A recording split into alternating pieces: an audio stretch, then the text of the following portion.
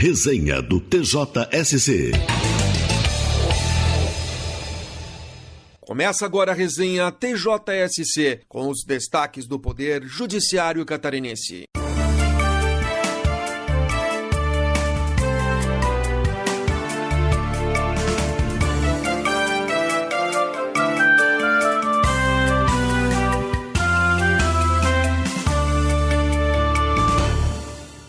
Mulher condenada por tentar receber seguro em duplicidade após acidente de automóvel. Mais informações com a repórter Gabriela Halpe. A 5ª Câmara Civil do TJ condenou o cliente de seguradora que, de má fé, pleiteou indenização seguritária em duplicidade por acidente automobilístico. A seguradora, em apelação, demonstrou que a segurada já havia ingressado em ação em comarca no vizinho estado do Paraná e obtido a indenização pretendida. Posteriormente, com base no mesmo acidente automobilístico, voltou a buscar ressarcimento, agora em comarca do litoral norte catarinense. Em sua defesa, a mulher alegou que desconhecia a existência de outro processo com objetivo idêntico. O desembargador Jairo Fernandes Gonçalves, relator da matéria, refutou tal argumento ao registrar que as assinaturas apostas nas duas ações são as mesmas, de forma a colocar por terra a tese de desconhecimento da existência de processos em duplicidade.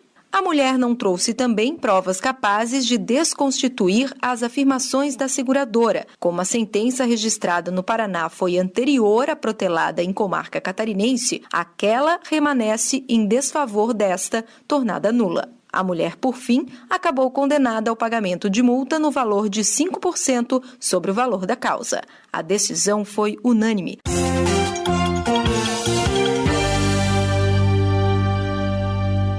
Dirigir sem CNH por si só não atrai culpa em acidente com moto. Mais informações com o repórter Diego Souza. Dirigir sem possuir carteira nacional de habilitação constitui mera infração administrativa e não enseja por si só culpa por evento danoso, principalmente quando tal conduta em nada contribui para a ocorrência de acidente de trânsito.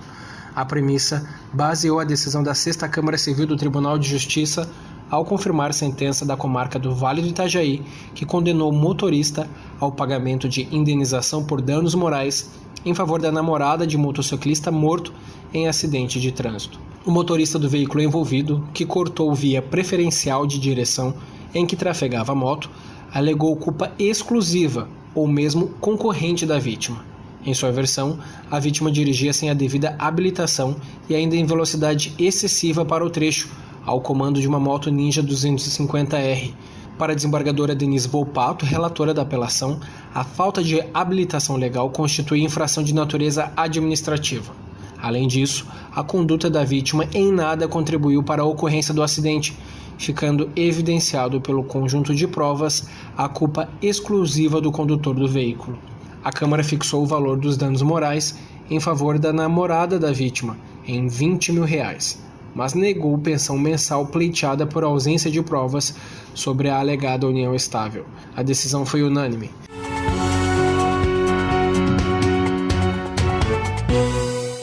A sucessão no Tribunal de Justiça de Santa Catarina está deflagrada. A Coordenadoria de Magistrados, com o fim do período de inscrições de candidaturas, ocorrido na última segunda-feira, registrou o interesse de 20 candidatos distintos para concorrer aos 6 cargos e funções em disputa.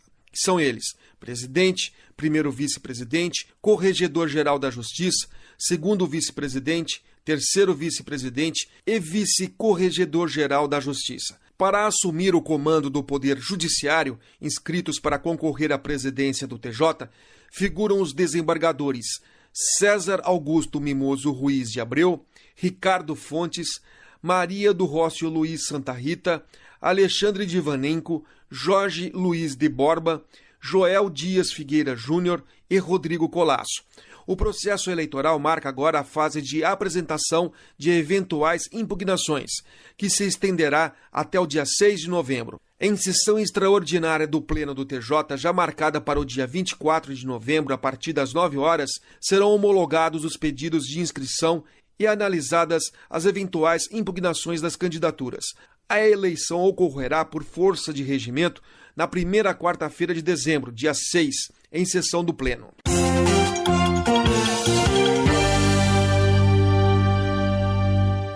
Tribunal de Justiça confirma 56 anos de condenação a trio por tentativa de latrocínio em Itajaí. Mais informações com a repórter Gabriela Halpe. A primeira Câmara Criminal do TJ confirmou sentença da comarca de Itajaí, que condenou 3 homens pelo crime de tentativa de latrocínio contra um médico registrado em 2016. As penas somadas alcançaram 56 anos de reclusão. Segundo denúncia do Ministério Público, a vítima deixava sua clínica em São Francisco do Sul quando foi abordada pelo grupo armado. Teve seu carro e 7 mil roubados e, colocada no veículo, foi levada a Itajaí, onde lhe desferiram 6 golpes de faca nas costas. As facadas, porém, não atingiram órgãos vitais e o atendimento médico imediato evitou a morte da vítima. Em apelação, os réus defenderam o direito de recorrer em liberdade, pediram a absolvição ou a desclassificação do crime de latrocínio.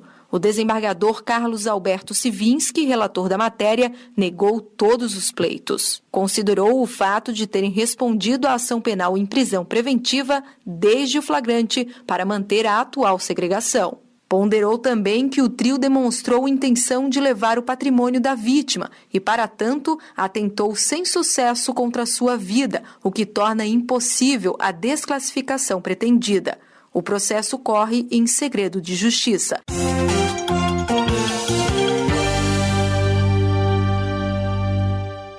Concessionária ressarcirá a seguradora que cobriu o prejuízo com TV queimada de cliente. Detalhes com o repórter Diego Souza. Uma seguradora que precisou bancar prejuízo de consumidora, cuja televisão queimou após repentina queda de tensão decorrente da má prestação no fornecimento de energia elétrica, será ressarcida pela concessionária responsável pelo serviço. Técnico de revenda autorizada para onde foi levado o aparelho atestou que oscilações de tensão no fornecimento de energia elétrica causaram a queima do equipamento. Em contestação, a concessionária sustentou que caberia ao consumidor providenciar a instalação de mecanismos de proteção contra eventual oscilação de energia em sua propriedade, para evitar assim danos em seus equipamentos. Acrescentou que na data do fato não registrou qualquer ocorrência no transformador que atende a região onde mora o consumidor. O desembargador Saul Esteu, relator da matéria, considerou devidamente demonstrado nos autos que o aparelho foi danificado por oscilação ou queda de energia, que ocasionou a queima de peças da placa da fonte. O ressarcimento de danos foi fixado em R$ 5.100. A decisão da Terceira Câmara Civil do Tribunal de Justiça foi unânime.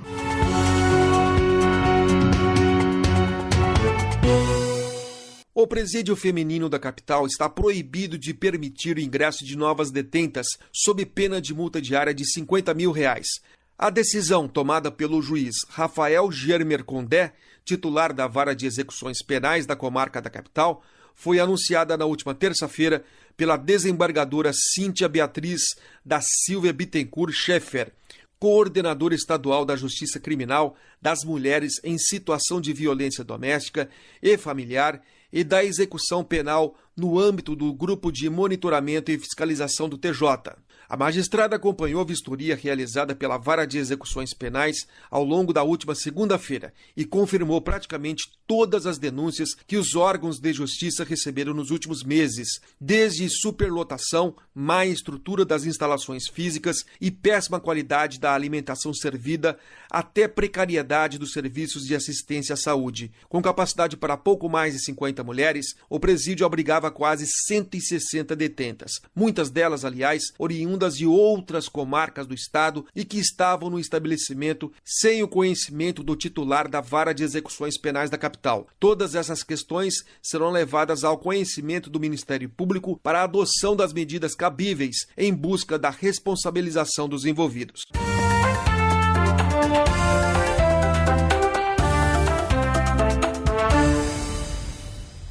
No quadro Entrevista, o repórter Diego Souza conversou com o renomado juiz Alexandre Dietrich Burr sobre direito espacial. Acompanhe um trecho da entrevista. Juiz Alexandre, eu abro a nossa entrevista te perguntando o que é o direito espacial.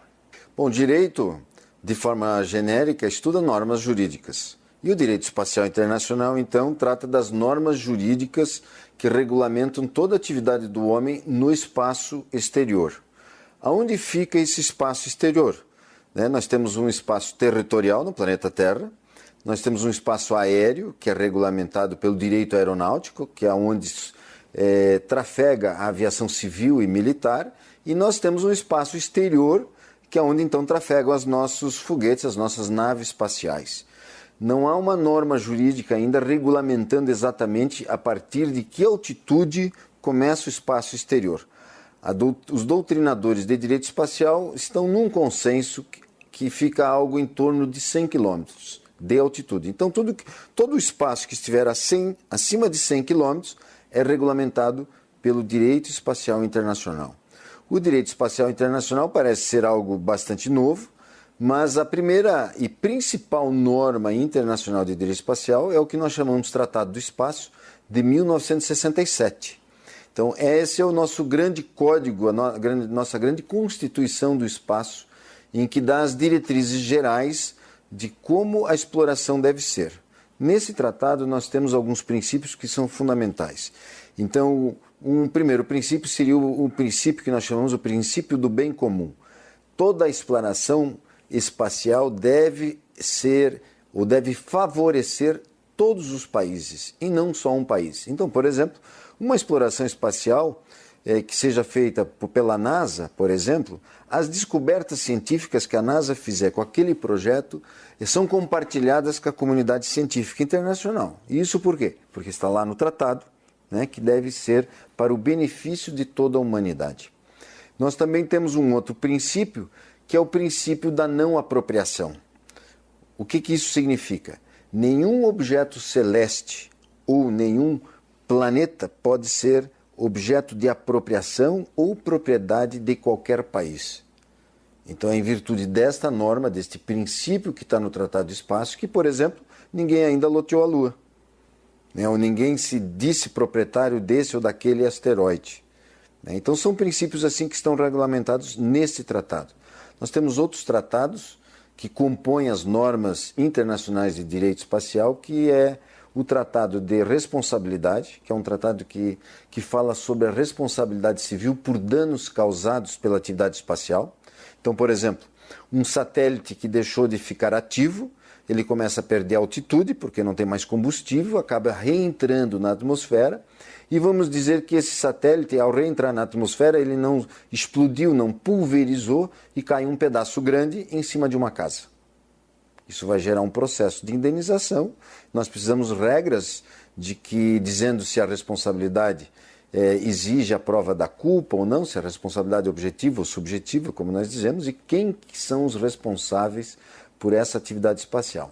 Então nós temos um tratado que regulamenta essa questão da responsabilidade.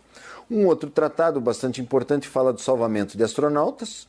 No caso de um voo forçado de astronautas russos, por exemplo, e essa nave pousar em qualquer outro país.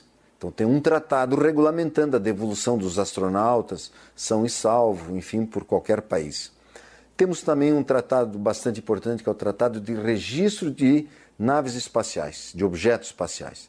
Então todo foguete, todo lançamento espacial, ele é registrado perante o secretário-geral das Nações Unidas e perante um registro no país lançador. Então a ONU funciona como um Detran espacial. Todos os objetos espaciais devem ser registrados, todos os satélites, foguetes, enfim. Por que isso? Porque eles vão estar lá em cima numa determinada órbita, nós já temos milhares de satélites lá, milhares de outros foguetes indo para o espaço a todo momento, e isso não pode colidir. Um tem que saber a rota do outro, a altitude do outro, a órbita do outro objeto espacial. Então nós temos um tratado que regulamenta essa obrigatoriedade do registro dos objetos espaciais. E por fim nós temos um acordo que chamamos Acordo da Lua, em que regulamenta as atividades espaciais na Lua. Esse acordo não tem muita importância jurídica, porque as principais atores da exploração espacial não assinaram esse tratado. Inclusive o Brasil também não assinou o Acordo da Lua. Enfim, essas são as normas internacionais, as principais normas internacionais que regulamentam a atividade espacial. É necessário essas normas? São necessárias? Eu diria que sim. Diria até que nós estamos precisando atualizar essas nossas normas, porque vocês vejam que a primeira norma é de 1967. E de 67 para cá, muita coisa aconteceu na atividade espacial. Em 1967, nós tínhamos 2 atores espaciais, Estados Unidos e a antiga União Soviética. Hoje nós temos dezenas de países lançando seus satélites, microsatélites, enfim, tendo atividade espacial. Nós temos cerca de 2.100 satélites ativos. Nós já lançamos mais de 6.000 satélites, que hoje foram transformados em lixos espaciais. Nós temos uma estação espacial internacional, né, que permanentemente tem um astronauta morando lá. Então nós sempre temos um homem morando no espaço, isso já há muitos anos. Nós temos projetos de criar colônias na Lua. Nós temos projetos de várias empresas já constituídas para fazer a mineração espacial. Então as atividades espaciais evoluíram tanto em espécie como em volume. E para isso nós precisamos regulamentar melhor essa atividade do século XXI. Nós também temos normas espaciais nacionais, então nós temos leis brasileiras que regulamentam as atividades espaciais brasileiras. Os Estados Unidos têm a sua legislação nacional, assim como muitos países também têm a sua legislação nacional regulamentando a sua atividade no seu país. E é claro que essas leis nacionais têm que estar em harmonia com os tratados internacionais que antes eu falei. Então o direito espacial é um ramo, poderíamos dizer, novo do direito, se compararmos com o direito civil, que tem mais de 1000 anos, mas é um direito de suma importância na medida em que, se nós observarmos a nossa sociedade moderna, ela está absolutamente dependente da tecnologia que vem do espaço, que é a tecnologia que vem dos satélites, né? O nosso mundo só existe como mundo hoje tecnológico com os nossos satélites funcionando. Se eles pararem de funcionar, o nosso mundo para. Nenhum avião mais decola, nenhum navio mais viaja pelos mares, as nossas empresas transportadoras, internet, enfim. Nosso mundo de hoje para sem a tecnologia espacial. Então, o nosso direito espacial é um direito de suma importância na atualidade para o futuro, porque a atividade espacial só tende a crescer. A íntegra da entrevista pode ser acessada nas redes sociais do Tribunal de Justiça de Santa Catarina.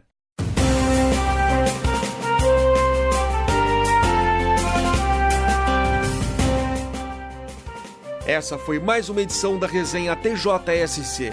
Apresentação Marco Aurélio Gomes. Participação de Gabriela Halpe e Diego Souza.